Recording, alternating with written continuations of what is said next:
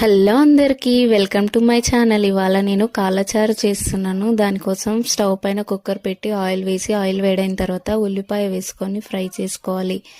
దీంట్లో పసుపు అలాగే అల్లం వెల్లుల్లి పేస్ట్ వేసి పచ్చివాసన పోయిన తర్వాత ముందుగా శుభ్రంగా కడిగి పెట్టుకున్న కాళ్ళను వేసుకొని ఒక 10 నిమిషాలు మగ్గనివ్వాలి. దీంట్లో టమాటో అలాగే కారం, ఉప్పు, 1/2 టేబుల్ స్పూన్ మిరియాల పొడి, 1/2 table spoon garam masala, 1 table spoon ధనియాల పొడి వేసుకొని బాగా కలిపి ఒక 10 నిమిషాలు మగ్గనివ్వాలి. దీంట్లో కొత్తిమీర, పుదీనా కూడా వేసుకొని ఒకసారి బాగా కలుపుకోండి. నెక్స్ట్ దీంట్లో వాటర్ యాడ్ చేసుకొని బాగా మిక్స్ చేసి మూత పెట్టి ఒక 10 విజిల్స్ వరకు రానివ్వాలి. అప్పుడే బాగా కుక్ అవుతుంది.